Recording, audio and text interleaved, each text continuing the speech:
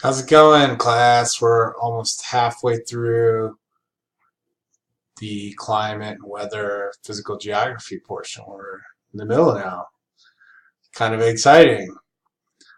So we talked about just physical geography concepts. Then we went in to talk about the Earth, mapping, projections, and then we got into some of the atmosphere, all the spheres last chapter. So now we're really getting into applications of that.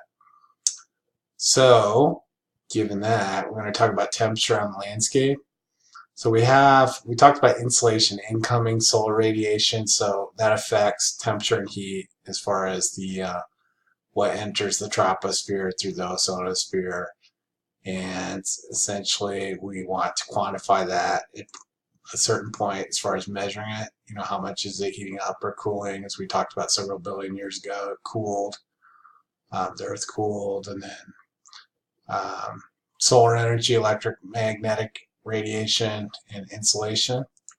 So we have different types of warming and cooling that could happen, which we'll go into detail on all those. Radiation, reflection. So reflection goes out as it comes in, radiation heating up, transmission, how's energy actually moved, which typically naturally occurs through light and in our environment, sunlight.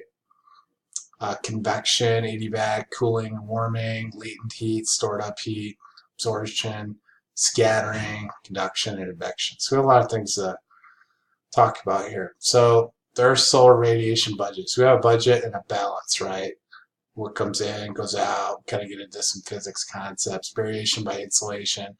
So we talked about um, depending on the season you're at, length of day, which means a few different things, how far you are from the sun, and where your hemisphere, where your location is with respect to how far, how much radiation you're getting and the insolation.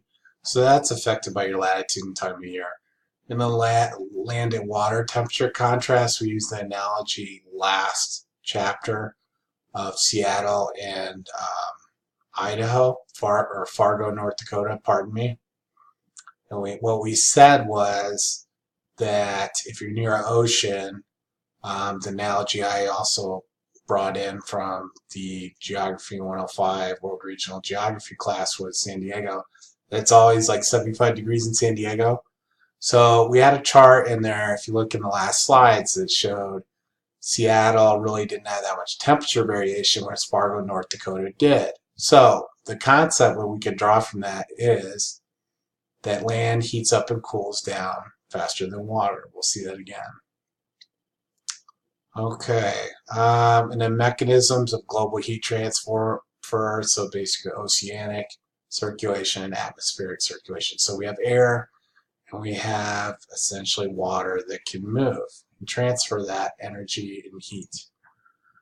Okay, very good. We're moving. So there's a few concepts that we have regarding that: lapse rates, temperature inversions, environmental lapse rates. Environmental lapse rate in general is 3.5 degrees Fahrenheit per 1,000. So as you go up, the temperature drops. Talked about that last chapter where pressure varies based on the weight. So if you have less air mass, you go higher up, there's less air on top of other air, which makes it less dense. And it also forces the temperature to be cooler. Okay, and then we have certain controls of temperature. Urban heat islands typically are more concrete or thermal conducive materials that really heat up the area. Measurements we talked about, and then seasonal patterns we've kind of gone into a little bit too. So climate change and global warming. So we have seen temperature increase over the past century. It has been measurable.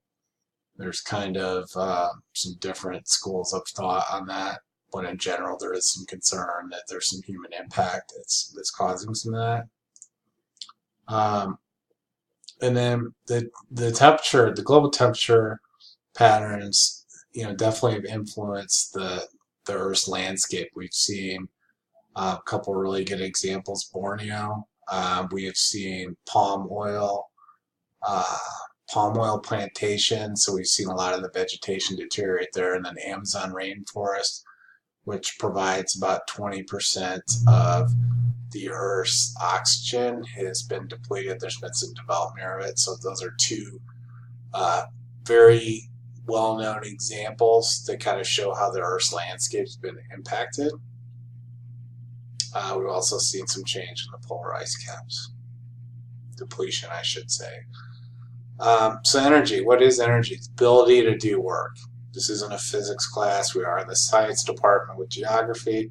However, we are going to use the definition of energy to explain what goes on with physical geography in terms of the atmosphere and water, atmosphere and climate, for the sake of this course.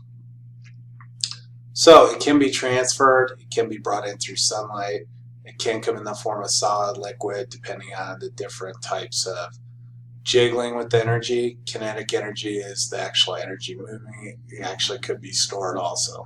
Okay? So temperature is really the average kinetic energy of molecules in a substance, and heat is basically the energy being transferred. So objects with higher temperatures transfer internal energy with objects at lower temperature. So it kind of makes sense that something would heat up if you applied heat to it. That's all we're really saying at the end there.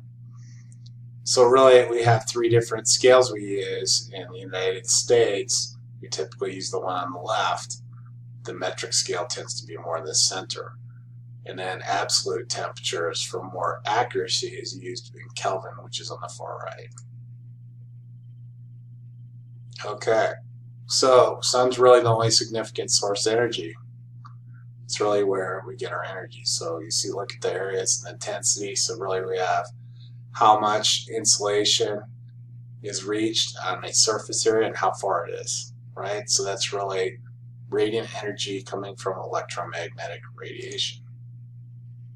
So what is that? That's a certain type of wavelength that occurs that's sent to us from the sun, specifically within the electromagnetic spectrum.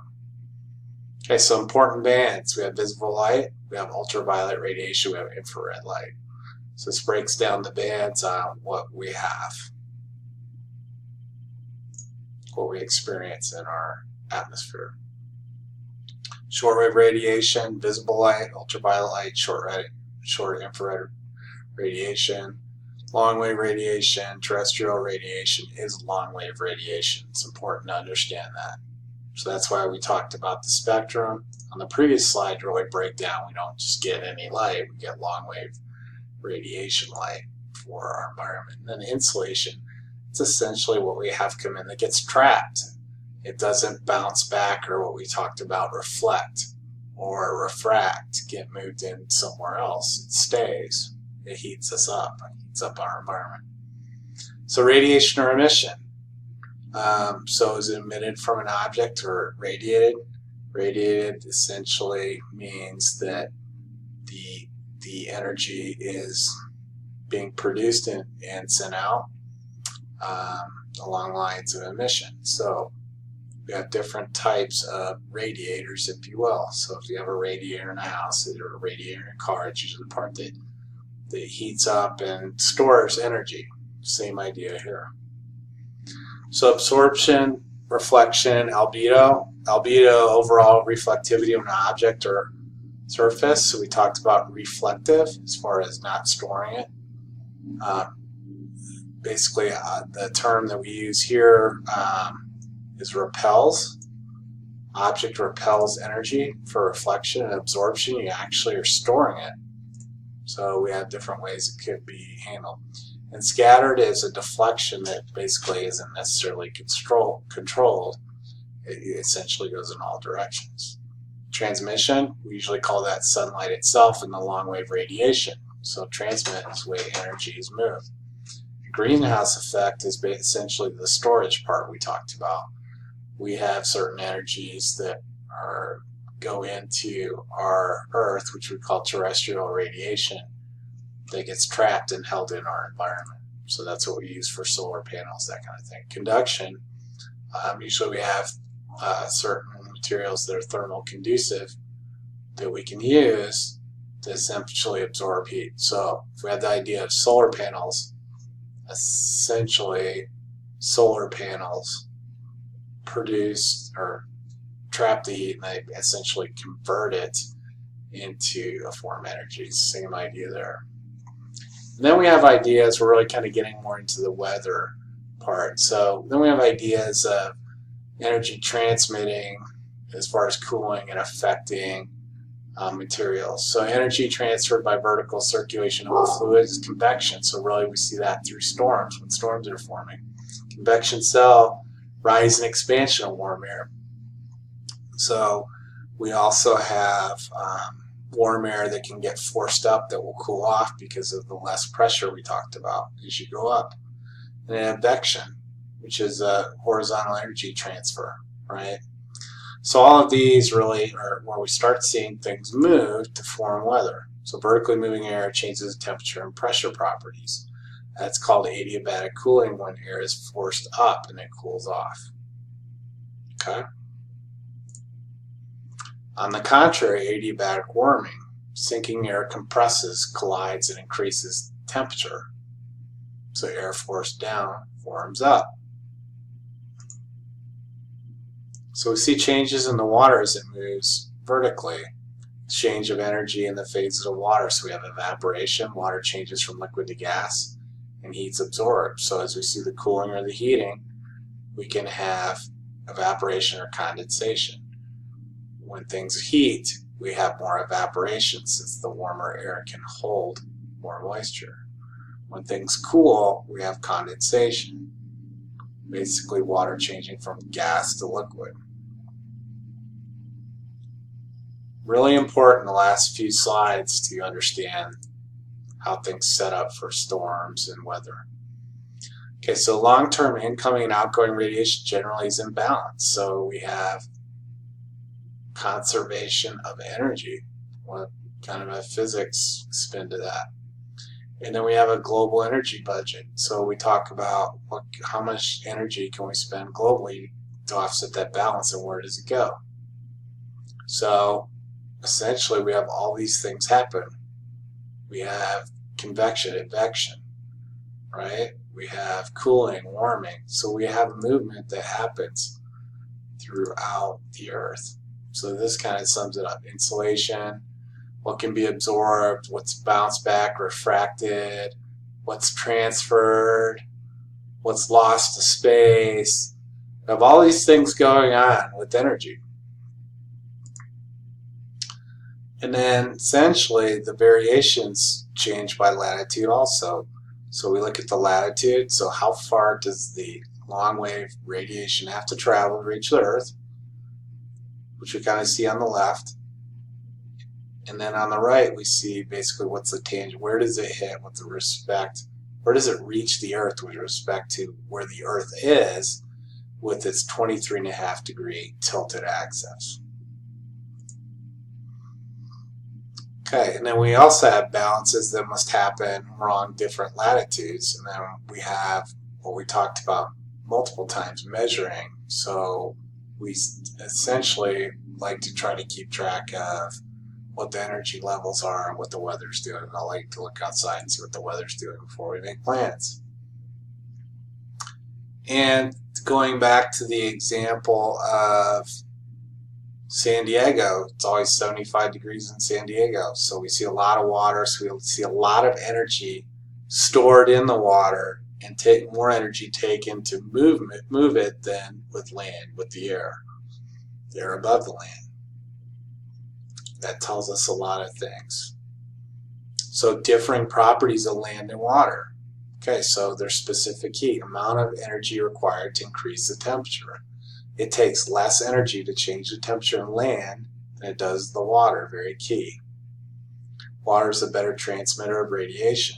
Water mixes temperature difference through convection, and then evaporative cooling, more latent heat drawn away. So it takes more energy to heat and cool water than it does land. So if you live in San Diego, near a large ocean with a lot of water, your temperature won't vary